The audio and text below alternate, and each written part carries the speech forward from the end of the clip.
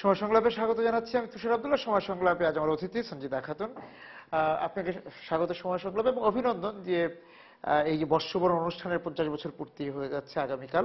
আমরা এই যে বর্ষবরণের যে অনুষ্ঠানের যে পটভূমি সেটা একটু আপনার কাছে একটু জেনেই নিতে চাই যে এটা তো একটা দীর্ঘদিনের, বিশেষ করে নতুন যারা এই প্রজন্মের তাদের এই ইতিহাস, এবং এটা তো একটা লড়াইয়েরও অংশ। সেই জায়গাটা যদি আপনি বলা শুরু করেন। আমরা তো বর্ষবরণ আগেও করেছি, ইংলিশ প্রিপারেটরি স্কুল যেটা ছিল সেখানে করতাম, কিন্তু সেটা প্রধানত ছিল ওই গানের স্কুলের পুরস্কার বিতরণী। হ্যাঁ, 63-তে গানের স্কুল হলো, 64-তে আমরা এটা করলাম। 65-তে হলো না কারণ ঈদুল আজহা ছিল, তারপরে 66-তে করলাম। কিন্তু সেবারে আমাদের এক বন্ধু বলল, এই তোরা করছিস কি? আমরা কি এইসব দেখতে আসি? স্কুলের প্রাইজ দিবি তোরা, সেগুলো একেবারে পয়লা বৈশাখের কথা বলবি, পয়লা বৈশাখের সবকিছু করবি, তো তিরস্কার পেয়ে তো একটু ধারণা। তারপরে বললো এইটুকুন জায়গায় হয় নাকি? ওখানে জায়গাটা খুব কম, সরু ধজ্জি মাঠ। তারপরে চিন্তা করছি কি করব। এমন সময় নওয়াজেশ দেশে ফিরলেন, ডক্টর নওয়াজেশ আহমেদ। নওয়াজেশ এসেই তো আমাদের সঙ্গে দেখা করতে এসছেন বাসায়। তো ওহিদুল বললেন তাকে যে আপনি তো কত জায়গায় ছবি তুলতে ঘুরে বেড়ান, কাজে আপনি একটা জায়গা আমাদের বলেন যেখানে আমরা পয়লা বৈশাখটা করতে পারি, খুঁজে বের করা। হ্যাঁ, খুঁজে বের করবার জন্য। তো উনি একটু ভেবে বললেন, আচ্ছা ঠিক আছে চলেন রমনা রেস্টুরেন্টে যাই কালকে। গেলাম, সেখানে চাটা খাওয়ালেন আমাদের, খাইয়ে টাইয়ে মাঠের ভিতর দিয়ে চললেন, বড় বড় ঘাস, এবং আমাকে বললেন দেখবেন গোবর মারিয়ে ফেলবেন না, পচা গোবর, পা চুলকাবে। গেলাম বটমূলে গিয়ে এই বটগাছের নিচে, ওটা বটগাছ না ঠিক অশ্বত্থ গাছ, তবুও ওটাকে আমাদের কাছে বট মনে হলো, কারণ অনেকটা জায়গাকে নিয়ে যায় গাছটা। যাই হোক, সেইটাতে আমরা গিয়ে দেখে টেকে দেখলাম তলাটা খানিকটা বাঁধানো আছে। আমাদের তখনকার যে পরিমাণ শিল্পী নিয়ে আমরা অনুষ্ঠান করতাম, তাতে ওই জায়গাতে আমাদের হয়ে যায়। আমরা অনুষ্ঠান করলাম। তবে প্রথম বছর আমরা যখন গান গাই তখন গাছের থেকে শুঁয়োপোকা পড়ে পড়ে পড়ে মানে কারো কারো তো হাত পা চুলকিয়ে ফুলে গেল, আর ভয়ে নড়তে পারে না। আমি তো ভীষণ কড়া ছিলাম তখন। তারপরে ওই অবস্থায় তারা বসে বসে ইয়ে করলো। পরের বছর যখন বললো যে আপা এরকম এরকম হয়েছে, লাল হয়ে আছে হাত, দেখেন, তখন বললাম ঠিক আছে, সবার হাতে একটা করে কাঠি দিয়ে দিলাম, নড়বে না, খালি পোকাটা সরবে। এই করে চললো। তো ওখানে হলো 67 সালে প্রথম। তো 67 সালে আমরা যখন করি, আমরা একটি গান বেছেছিলাম। গানটি হচ্ছে, আলোকের এই ঝর্ণা ধারায় ধুইয়ে দাও আপনাকে এই লুকিয়ে রাখা ধুলার ঢাকা ধুইয়ে দাও। আমাদের মনে হয়েছিল আলো দিয়ে মনের ময়লা ধুয়ে যাওয়া এর চেয়ে বড় কথা আর কিছু হতে পারে না। এটা আমরা পয়লা বৈশাখের প্রার্থনার মতো গিয়েছিলাম। তো ওটা গাইলাম। তারপরে আরেকটি গান ছিল নজরুলের, ভোরের হাওয়া এলে ঘুম ভাঙাতে কি। এটা গিয়েছিল সেই সময় শাহিন আক্তার, আমাদের ছাত্রী, স্কুলের ছাত্রী সে তখন। সে এখন শাহিন সামাদ, এবং এবছরে এই গানটা সেই আবার গাইবে। আর আলোকের এই ঝর্ণাধারায় আমাদের সম্মেলক গান হবে। আরেকটা গান কিছুদিন পরে আমরা করতাম, কখনো আমি আর জাহিদুর রহিম দুজনে, কখনো জাহিদ একলা। যখন জাহিদ শিখে নিল, ও একলাই গাইতো, আনন্দধ্বনি জাগাও গগনে। পুরো গানটার মধ্যে আনন্দধ্বনি কেন? কারণ তোমরা উঠবে, তোমরা জাগবে, জেগে ওঠার। হ্যাঁ, এবং শেষ আহ্বান হচ্ছে, চলো যাই কাজে মানব সমাজে, চলো বাহিরিয়া জগতেরও মাঝে, থেকো না অলস্য শয়নে। এই কথাগুলোর ভেতরে যে একটা আহ্বান আছে, এবং এটা বাঙালিকে আহ্বান করছি আমরা। এই জিনিসটা, এই গানটা আমাদের এত প্রিয় ছিল এবং এত প্রাসঙ্গিক ছিল, আমরা এই গানটা গাইতাম। এরকমের কিছু গান আমরা গেয়েছি সব সময়। তাছাড়া দেশবন্দনামূলক, যেমন একই অপরূপ রূপে মা তোমায়, এই গানটা তো আবার ইতিহাস হয়ে গেছে। 2001 সালে এই গানটা যখন হচ্ছিল সেই সময়ই বোমা বিস্ফোরণ হয়। হঠাৎ মাইক শব্দ করে থেমে গেল। কি হয়েছে আমরা তো বুঝতে পারিনি, আমরা পেছন দিকে বসেছিলাম। তো সেই ঘটনাটার পরে এই গানটা আমাদের কাছে একটা মানে স্মৃতি হয়ে আছে। এবারে সেই মেয়েকে দিয়ে সেই গান আবার গাওয়া। আচ্ছা, যিনি গাচ্ছিলেন 2001 হ্যাঁ হ্যাঁ, সেই তিনি আবার গাইবেন। হ্যাঁ, ওই গাইবে এরকম। আর তাছাড়া এবারকার আমাদের থিম হচ্ছে আনন্দ, তারপরে হচ্ছে মানবতা। আরো অনেক ভাষায় বলা যায় সাম্প্রদায়িকতা নয়, হেন তেন। তো এই সাম্প্রদায়িকতা শব্দটাই সহ্য হয় না, তাই আমরা বলি মানবতা। তো এই জিনিসটা আমরা করবার চেষ্টা করছি। যে গানকে আপনি বললেন যে খুবই প্রাসঙ্গিক ছিল সেই সময়ে, সেই গানটা এবারও আবার গাইবে ছায়া, আবার হবে, আবারও রমনা বটমূলে আগামীকাল গাইবে শিল্পীরা। তা সেই গানটাকে এখন আপনার কাছে প্রাসঙ্গিক মনে হয় না? অত্যন্ত প্রাসঙ্গিক, এই জন্যেই গাওয়া। এবং আমরা কি শুধু স্মৃতিতে ফেরা না? হ্যাঁ, স্মৃতিতে ফেরা না, শুধু সেটা আনছি এবং ইতিহাসের অংশ করে নিয়ে আসছি। আমাদের কাছে তো সেটা একটা মস্ত বড় ঘটনা। কারণ পয়লা বৈশাখ তো কেবল একটা অনুষ্ঠান ছিল না, পয়লা বৈশাখ ছিল বাঙালি জাতিকে ঐক্যবদ্ধ হওয়ার জন্য আহ্বান জানানো। আর এই যে ভোরবেলায় আমরা তখন 6:30টায় শুরু করতাম, একেবারে ভোরে, সেই সময়ে আমরা এই যে বাঙালিদেরকে একত্র করতে পারতাম।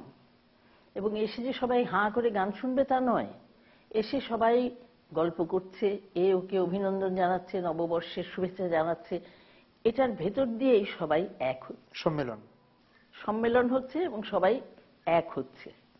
আমরা সবাই বাঙালি, এই কথাটা এরা বুঝতে পারছে। তো এইভাবে আমরা শুরু করেছিলাম।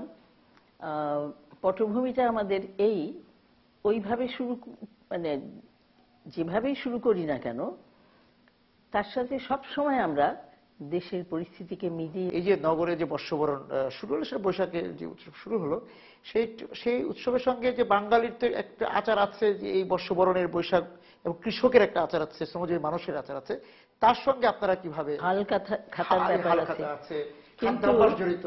আমি একটু বলি, খাদ্যাভ্যাসের ব্যাপারে তো সবচেয়ে খারাপ কথাটা বলবো, ওই পান্তা ইলিশ কিন্তু বাঙালির কোনো কালচার নয়। পান্তার সাথে কৃষকের জোটে কাঁচা পেঁয়াজ আর লঙ্কা, এছাড়া আর কিছু না, আর লবণ। তো এই বিলাসটা আমরা সৃষ্টি করিনি, এটা করেছিল কিন্তু ছাত্রছাত্রীরা, আমাদের ছাত্রছাত্রী না, বিশ্ববিদ্যালয়ের ছাত্রছাত্রীরা। তারা এই ফোকটে কিছু পয়সা করে নেবে বলে দোকান করে খাবারের দোকান দিত, এবং এই পান্তা ইলিশটা ওরাই শুরু করে। তারপরে এমন একটা অবস্থা হলো, আমাদের রমনার বটমূলের কাছে যে জায়গাটা, সেটা খুব তো তখনও বড় হয়নি, খুব পরিষ্কারও হয়নি। সেখানটায় ভিড় করে এসব করার ফলে যেটা হলো, জায়গা কমে যেতে লাগলো এবং কম্পিটিশন তো অনেক দোকান।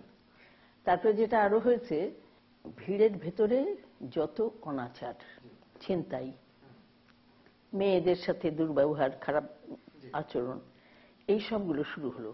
তখন আমাদেরকে বাধ্য হয়ে তখনকার যিনি মন্ত্রী ছিলেন তার কাছে যেতে হয়েছিল। গিয়ে বলেছিলাম যে ভেতরে কিছুতেই দোকান করবার অনুমতি দেওয়া যাবে না, জায়গাটার অনুমতি আমরা নিই, আমরাই সেখানে করব। তো আমি একটা কথা বলবো, হালখাতা কিংবা গ্রামের কৃষকের যে নবান্ন হোক বা যাই হোক, কোনো কিছুর সাথে কিন্তু না, আমাদের ঠিক যোগ নেই, সোজা কথা। এটা নতুন করে আবার বাঙালিকে মনে করিয়ে দেওয়া যে তোমরা বাঙালি, তোমরা সংঘবদ্ধ হও, স্বাধিকার চেতনা তোমাদের ভেতরে আসুক, এই জিনিসটা তো আমরা হারিয়ে ফেলছিলাম। এবং সেই জন্যেই পয়লা বৈশাখটা এত আলাদা, এত গুরুত্বপূর্ণ। যারা বলেন যে আমরা কতগুলো নগর কেন্দ্রিক হুলস্থুল করি, তারা একটু বেশি বলেন, তারা বোঝেন না। নগর কেন্দ্রিক বলে, এবং বলে এদেশের প্রচলিত সংস্কৃতির সাথে এর কোনো যোগ নেই। লেখে, আমি অনেক পোস্ট এডিটোরিয়াল পড়েছি নানা জনের, এইভাবে বলে।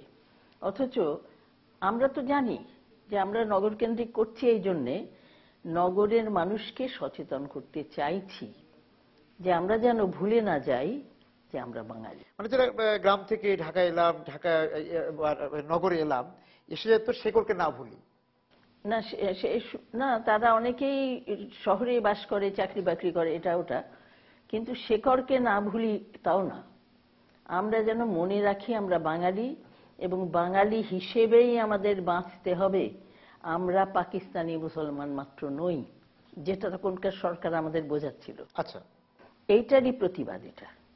হ্যাঁ, কাজে হালখাতা তো অন্য জিনিস, বা কৃষকের যে নতুন বছরের কোনো উৎসব যদি থাকে সেটা আলাদা, সেটা তাদের কৃষির সাথে, মানে ঋতু পরিক্রমার যে তার আচার, হ্যাঁ, সেগুলো আলাদা। মানে চৈত্র সংক্রান্তি থেকে বৈশাখে যাওয়া। কিন্তু সেটা আমাদের বিষয় না। আমরা শিক্ষিত মহলেই জিনিসটা প্রথম জাগাতে চেষ্টা করেছি, এবং খুব আশ্চর্যের ব্যাপার এই যে আমাদের এই ব্যাপারটাকে বঙ্গবন্ধু বুঝেছিলেন, এবং তিনি যেটা করতেন, তিনি তো স্বাধীনতা হবার পরে আমাদেরকে একটা প্রস্তাব দিয়েছিলেন যে তার হাতে আমরা তুলে দেব ছায়ানটকে। আমরা আবার আরো বেশি সচেতন এই জন্যে, আমরা জানি আজকে এক সরকার, কালকে আরেক সরকার হতে পারে। আমরা যদি এক সরকারের সঙ্গে যুক্ত হই, পরের সরকারের সময় আমাদের ঝামেলা হবে। তার চেয়ে আমাদের স্বাধীন সংস্কৃতি চর্চাই ভালো। আমরা সংস্কৃতির চর্চা এবং প্রসার দুটোই করতে চাই, এবং সেগুলোর সাথে আমরা চাই বাঙালি সচেতন হোক। এই সচেতনতা কিন্তু এই যে বাঙালির যে স্বাধীনতার অভিযাত্রা, তাকে সাহায্য করেছে। সেটা বঙ্গবন্ধু বুঝেছিলেন, বুঝতেন, যেটা আমি পরবর্তী আর কারোর মধ্যে দেখিনি। এই বাঙালি সংস্কৃতির চেতনা এবং বাঙালি সংস্কৃতি বলতে কি বোঝায় এবং এটার মূল্যটা কোনখানে, সেটা আর কাউকে দেখিনি যে তারা বুঝেছেন। এবং সঙ্গে সঙ্গে যেটা উপলব্ধি করেছিলাম, আমরা যে মনে করেছি গান শুনিয়ে সংস্কৃতির আলোয় মানুষের মনকে ভরে তুলব, সেটা নগর কেন্দ্রিকই রয়ে গেছে, এবং আমরা আরো ছড়াতে পারিনি। কেন? এই জন্যে যে আমরা তো বাইরে যাইনি। এই জন্য এখন মনে হয় শহরে, ছায়ানট বাইরে যায়নি। হ্যাঁ, আমরা যারা এটা নিয়ে ভাবি তারা তো বাইরে গিয়ে মানুষের সাথে কথা বলিনি। যেমন আমাদের কোনো সরকার এদিকটা ভাবেননি যে গ্রামের মানুষকে সচেতন করতে হবে। তারা কি মুক্তিযুদ্ধ কি জানে? এখন কিচ্ছু জানে না। তারা ধর্মের নামে যাই বোঝানো হয় তারা সব মেনে নেয়, কারণ তার সাথে অর্থ দেয়। আমাকে একটু আবার বিরতিতে যেতে হচ্ছে। ফিরে এসে আপনি যেটা বললেন যে এই যে বাইরে নগরী থেকে যাওয়া, বাইরে যাওয়া হয়নি, আপনার ছায়ানট বাইরে যায়নি, আর অনেক সংগঠন কিন্তু বাইরে গিয়েছে, গ্রামে গিয়েছে। এবং তারপরে যে সংস্কৃতির যে সংকট, আমরা তো একটা সংকটের আপনি কথা বলছেন, সেই সংস্কৃতির সংকটটি কি শুধুমাত্র এই যে চর্চা, নগরকেন্দ্রিক চর্চাটা কি আপনারা প্রসার করতে পারলেন না, সেটা শুধু নিজেদের সংকট বলে ভাবছেন, নাকি একদম সামগ্রিকভাবে আমাদের বাঙালির সংকট, আমাদের সংস্কৃতির সংকটের কথা? ছায়ানট যায়নি, সেটা আপনি এখন এই 50 বছর পর, বিশেষ বর্ষবরণের 50 বছর এসে আপনি সেটা আপনার উপলব্ধি, কিন্তু অনেক কিছু আগের থেকেই ভাবছি। ভাবছেন, এটা আপনি বললেন, কিন্তু অনেক সংগঠন কিন্তু গিয়েছে, অনেক সংগঠন কাজ করেছে। যেমন কি কি সংগঠন আমি তো এরকম জানি না। না, ওই যে ধরেন যে শিশুদের অনেক সংগঠন ছিল, হ্যাঁ, এই যে খেলাঘর, চাঁদের হাট, তারা এক ধরনের চর্চার মধ্যে ছিল। উদিচি, না, এটা হচ্ছে যে মফস্বল শহরে। হ্যাঁ, মফস্বল শহরে, গ্রামে কিন্তু গ্রামে যায়নি। হ্যাঁ, ওটাও শহর কেন্দ্রিক, মফস্বল শহরে। আপনারা তো একদম ধরেন রাজধানী কেন্দ্রিক, হ্যাঁ, কিন্তু তারা তো মফস্বল শহর পর্যন্ত গিয়েছিল। হ্যাঁ, মফস্বল শহরে আছে এদের সব কর্মকাণ্ড, উদিচির অনেক কিছু আছে বিভিন্ন জায়গাতে। কিন্তু আমার এখন প্রশ্ন, তারা কি সংস্কৃতির স্বরূপটা জানে? উদিচির যে গণসঙ্গীতগুলো হয় তার সাথে ধুম ধারাক্কা বাজনা চলে, ওটা কি বাঙালি সংস্কৃতির অঙ্গ? ওরা মনে করে যত আঘাত শব্দ করা যাবে ততই মানুষ উত্তেজিত হবে এবং এদিকে মন দেবে, কিন্তু সেটা সত্যি কথা না, এবং সেই বিজাতীয় চেষ্টায় ক্ষতি হয়। আর সংস্কৃতির সংকট আমরা এখন যেটা চিন্তা করি, নাটক, আবৃত্তি, গান, এগুলো নিয়ে আমি এই ইদানিং খুব বলছি কথাটা, বেশ কিছুদিন ধরে, 3-4 বছর ধরে বলছি। আমাদেরকে একটু বাইরে যেতে হবে। আমি না পারি, ছায়ানট না পারে। ছায়ানট আসলেই একটা, বলা যায় যে আমরা একটু বিদ্যায়তন কেন্দ্রিক এবং নগর কেন্দ্রিক, কিন্তু আমরা যে একটা স্কুল করেছি সেই স্কুলে আমরা সংস্কৃতি সমন্বিত শিক্ষার ব্যবস্থা করেছি। নালন্দা। হ্যাঁ, সেখান থেকে যারা বড় হয় তারা কিন্তু ঠিক সবাই এইখানেই থাকে তা না, বাইরেও যায়। ছায়ানট থেকে যারা পাশ করে তারা যে ঢাকাতেই থাকে তা না, ছড়িয়ে যাচ্ছে নানা জায়গায় যায়। মানে আমি শুধু বিদেশের কথা বলছি না, নানা জায়গাতে, দেশের নানা প্রান্তে তারা চলে যায়। প্রান্তে ঠিক যায় না, মফস্বল, মানে ওই যে আবার ওই যে প্রান্ত বলতে আমরা যেহেতু জেলা শহর বা উপজেলা শহর, হ্যাঁ, এর বেশি খুব একটা আর তারপর তার যায় না। হ্যাঁ, যায় না। তা আমার মনে হচ্ছে যে এবারে আমাদেরকে একটু বেরোতে হবে। এবং আমরা যদি নাও পারি, আমার আরেকটা সংগঠন আছে আমাদের, রবীন্দ্রসঙ্গীত, জাতীয় রবীন্দ্রসঙ্গীত সম্মিলন পরিষদ। ওদের এখন জীবন্ত ৭৫টা শাখা। আমি তাদেরকে বলছি তোমরা প্রথমে নিজেরা একটু শিক্ষিত হও। আসলে সেখানেই কিন্তু প্রথম ঘাটতি। আমরা দেশের অবস্থা কিচ্ছু জানি না। আমরা রবীন্দ্রসঙ্গীত সম্মিলন পরিষদ, তো রবীন্দ্র বানানো হয়তো হ্রস্বইকার দিয়ে লিখি। আমাদের অবস্থাটা এইরকম, নিজেদেরই। তো আমি বলি প্রথমে পাঠচক্র করো, সাম্প্রদায়িকতার ব্যাপারটাকে দূর করার চিন্তা করো, মুক্তিযুদ্ধের স্বরূপকে মানুষের সামনে নিজে বোঝো, মানুষের সামনে তুলে ধরো, মানবতার কথা বলো। এইগুলো নিজেরা, এই ধরনের কিছু সিলেবাস আমরা তৈরি করেছি। নানা রকম কবিতা আছে, গান আছে, রবীন্দ্রনাথের আছে, বহু কবিতা আছে। নজরুলের যে কবিতাটাকে আমরা বেশি অবলম্বন করি সেটা হচ্ছে ক্ষমা করো হযরত।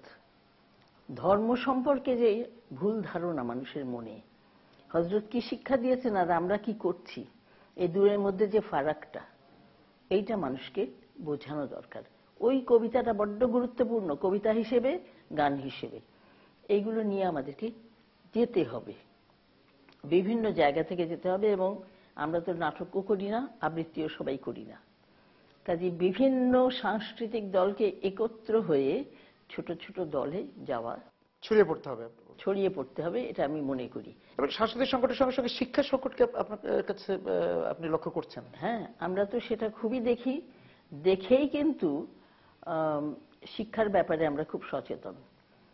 নালন্দাতে তো বটেই, তাছাড়া এখন যেসব চলছে পাঠ্যপুস্তক নিয়ে, সেগুলো নিয়েও আমরা খুব বিরক্ত। ওই পাঠ্যপুস্তক সংশোধনের ব্যাপারে যে কমিটি হয়েছিল, তার একজন সেদিন আমাদের ওখানে বললেন ছায়ানটের সাধারণ সভায়। তিনি সেখানে যাবার পরে সরকারের যিনি প্রধান ওখানে ছিলেন, একজনকেও, প্রধান মানে বলতে কোনো, হ্যাঁ, প্রতিনিধি, তিনি সতর্ক করে দিলেন আমরা অতীতে যাব না, আমরা ভবিষ্যতের কথা চিন্তা করে এই বইয়ের ভুলগুলো সংশোধন করব। অর্থাৎ এক বাক্যে মেরে দিলেন যে সাম্প্রদায়িকতা এসছে কি আসেনি, কি হয়েছে, কি বাদ দেওয়া হয়েছে, কি যোজন করা হয়েছে, এইসব কথা চলবে না এখানে। এইভাবে সরকারিভাবে এই জিনিসটা হয়েছে। কিন্তু তো এর চেয়ে বড় দুঃখ আর কি হতে পারে? কেউ তো জবাব দেন না যে কেন এটা হলো। আপনার কাছে আরেকটি বিষয় জানতে চাচ্ছি, এই যে আমাদের এখানে যে একটা মিশ্র মাধ্যম তৈরি হয়ে গেল, শিক্ষার বাংলা মাধ্যম, ইংরেজি মাধ্যম, সেটা নিয়ে আপনার, আর মাদ্রাসা শিক্ষা আরো আছে বিভিন্ন রকম। হ্যাঁ, না, এটা তো আসলে তো সবটা মিলিয়ে একটা কিছু হতেই পারত, কিন্তু আমরা সবসময় ভয় পাই যে ভোট হারাবো। সেই জন্য আমরা বিশেষ বিশেষ যেগুলো ধর্মীয় প্রতিষ্ঠান, তাদেরকে চাঁদা দিই, তাদের দিকে বেশি মনোযোগ দিই, তাদের কথা ভেবে ইসলামী সাংস্কৃতিক কেন্দ্র করতে চাই জেলায় জেলায়। আমাদের মনে যে কিসের ভূতের ভয় এত আমি জানি না। এইগুলো কিন্তু সর্বনাশ করছে। ইংরেজি শিক্ষা, ইংরেজি মাধ্যমের যারা, তাদের তো ঠিক কি বলবো, শুধু ইংরেজি মাধ্যম না, বাংলা মাধ্যমেও আমি দেখি আজকাল যে কোনো সংস্কৃতির শিক্ষা নেই। সেই জন্য আমরা আবার ছায়ানট থেকে একটা প্রতিষ্ঠান করেছি, মানে একটা কার্যক্রম শুরু করেছি, সেটার নাম শিকড়। এই শিকড়ে অনেক জায়গা থেকে অনেক ছেলে মেয়ে আসে, ইংরেজি মাধ্যমেরও আসে, বাংলা মাধ্যমেরও আসে, এবং দেখা যায় যে তারা বাঙালি সংস্কৃতির পরিচয়টা পায়, বাঙালির খাদ্যাভ্যাসের পরিচয় পায়। আমাকে আবার একটু বিরতিতে যেতে হবে, ফিরে এসে একটু জানতে চাইবো যে আমাদের জনপ্রিয় ধারা যে সংস্কৃতি বলতে যেটা বোঝায় সেটা হচ্ছে যে এই আমাদের গণমাধ্যমের যে সংস্কৃতি, গণমাধ্যমে যে আপনি যে বিষয়গুলোর কথা বলেন, নাটক, সিনেমা, গান, হ্যাঁ, সেটাকে একটা জনপ্রিয় ধারা সংস্কৃতি বলা হয়। সেখানে নিশ্চয়ই আপনার পর্যবেক্ষণ আছে, সেটা নিশ্চয়ই আপনি এই বিষয়ে, সেটা আমাদের সমাজে, পরিবারে যে তার প্রভাব, সেটা নিশ্চয়ই আপনি পর্যবেক্ষণ করছেন। হ্যাঁ, সেটা তো দেখছি, বিশেষ করে বিশ্বায়ন। ওই টেলিভিশনে, ইউটিউবে, ফেসবুকে যা হয় সেগুলোর সাথে আমাদের শিশুরা আজকাল কি বলবো অ্যাডিক্টেড হয়ে যাচ্ছে। এবং নালন্দা স্কুলে আমরা খুব দুর্ভোগ পোহাই, লেখাপড়া করতে চায় না কেউ, কেবল ওই টেলিভিশন, কেবল ইন্টারনেট, এই সমস্ত করে। এবং এই যে তাদের একটা অদ্ভুত মুগ্ধতা, তাতে তারা কিন্তু একটা জায়গায় বদ্ধ হয়ে পড়ছে। এবং বাঙালি সংস্কৃতির পরিচয় সেখানে থাকে না বলে এখন আমাদের মধ্যে একটা প্রস্তাব এসেছে যে আমরা আমাদের ভালো ভালো কিছু অনুষ্ঠান ইউটিউবে দিয়ে দেব, ছেড়ে দেওয়া হবে। হ্যাঁ, সেখানে দেখুন, সেখানে দেখুক। ওই ইউটিউব দেখার অভ্যাস আছে তো, তখন তারা দেখবে। কারণ সেখানে আমরা যাই না, যায় কেবল বাইরের ইয়েরা এবং যত রকমের ধুমধাড়াক্কা বাজনাওয়ালারা, ব্যান্ডের এরা। এইটা কিন্তু আমরা ক্ষেত্রটা ছেড়ে দিয়ে বসে আছি, এইটা আমাদের ভাবা দরকার। যাবো না বলে যে ওইদিকে যাবো না, হ্যাঁ, আমরা করি না তো, কিন্তু এটা করা প্রয়োজন যে, সেটা এইবারে আমরা বুঝেছি, এটা করা দরকার। না হলে আসল কথা দুটো জিনিস দেখুক ওরা, দেখে কোনটা ভালো লাগে একটু ভাববার। সময়ের সঙ্গে তো যেতে হবে। হ্যাঁ, যেতে তো হবে, হ্যাঁ, সেটাও ঠিক।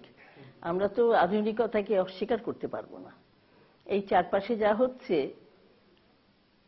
সেটাকে মেনে নিয়েই আবার এই জিনিসটাকেও আমাদের ছড়াতে হবে, এই জিনিসটাকেও তাদের সামনে তুলে ধরতে। মানে আধুনিকতা বা বলে চলতি সময়।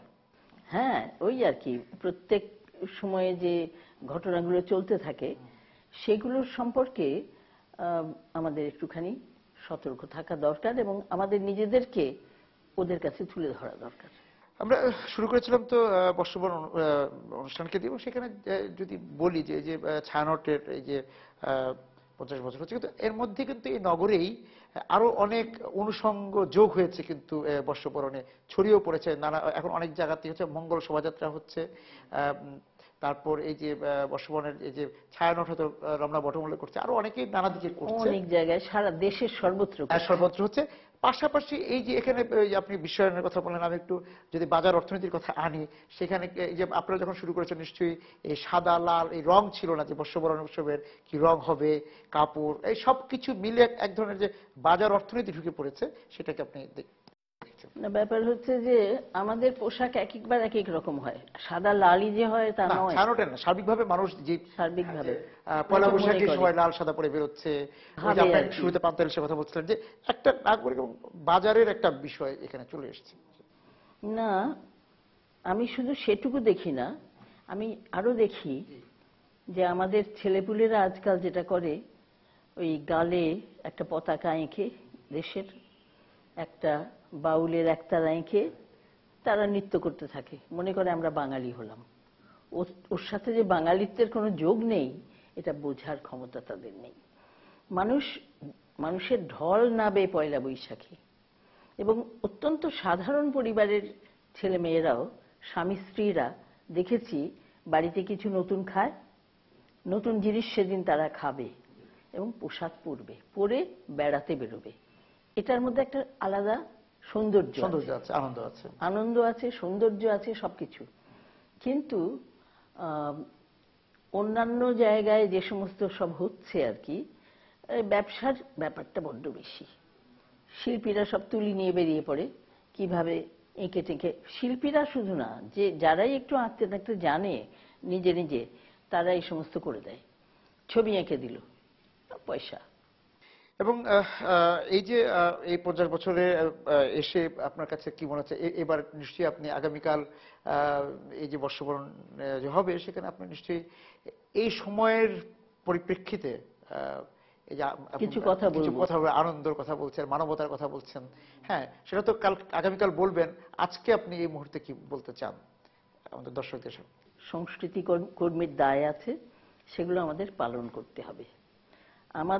আমরা কেবল নিজেরা আলোকিত হয়ে থাকলে হবে না, মানুষকে আলোকিত করতে না পারলে, দেশের মানুষকে, আমরা কিন্তু আমাদের সবকিছু বিফল হবে। আমাদের মানে সৌন্দর্যের, আমাদের সত্যের, আমাদের ভালোত্বের বোধের অবমাননা হবে যদি আমরা তাদের কাছে না যেতে পারি। আমি একটা বিষয় যেতে চাই যে আপনারা যখন কাজ করেছেন, যে ছায়ানোট হলো, আরো অনেক সংগঠন তো তৈরি হয়েছে তখন, এবং একটা সময় পর্যন্ত আমাদের যারা বুদ্ধিজীবী শ্রেণী ছিলেন, বুদ্ধিবৃত্তিক চর্চার সঙ্গে জড়িত ছিলেন, তাদেরকে ওই আন্দোলনগুলোর সময় যেভাবে দেখেছেন, সাম্প্রতিক সময়ে আমরা নানা সংকটের মুখে পড়েছি, আমাদের নানা লড়াইয়ের মধ্যে আমরা আছি, সেখানে সেই সমাজকে আপনি কতটা সক্রিয় দেখেন? এটা তো আমার অনেক খারাপ কথা বলতে হবে। প্রগতিবাদী যাদেরকে জানতাম, মানে চূড়ান্ত বিবেচনায় দেখতে পাই তারা আত্মোন্নতিবাদী। আর আরেকটা কথা আমি বলি, যারা বলে হায় জনগণ, তারা বলে হায় আমার কিছু হলো না, একটু করে নিতে হবে। এইটা হচ্ছে অবস্থা। এবং সেই আগের থেকে আমার ছাত্রী জীবন থেকে, আমি 53, 54, 52 এসব সময়ের কথা বলছি, তখন থেকেই তো দেখছি যে যারা প্রগতিবাদী তারা কি করে, চকচকে জুতো পরে, ধোপ দুরস্ত কাপড় জামা পরে, এবং গ্রাম থেকে যারা আসে তাদের দেখলে নাক সিটকায়। আর অন্য দল যারা, তারা ওদের কাছে এগিয়ে যায়, তাদের টিউশনির ব্যবস্থা করে, তাদের বেঁচে থাকার উপায় করে দেয়। এইভাবেই তো আমরা হেরেছি প্রগতিবাদীরা। এবং ওই ধর্ম ব্যবসায়ী যারা, তাদের কৌশল অনেক বেশি। আমরা কি জয়ী হব না? সে কথা তো বলবো না যে হব না, জয়ী হতে হবে, এটাই বলবো। সময়ের অপেক্ষা। হ্যাঁ, আর গঠনমূলক কাজের ভেতর দিয়েই সেটা হবে, এটাই আমার আশা। আপনাকে অনেক ধন্যবাদ আজকে আমাদেরকে সময় দেওয়ার জন্য। দর্শক যারা ছিলেন আজকে সময় সংলাপের সঙ্গে এই আলোচনায়, আপনাদেরকে ধন্যবাদ জানিয়ে শেষ করছি আজকের সময় সংলাপ। দেখা হবে আগামী দিন। সময় সংলাপ থাকুন।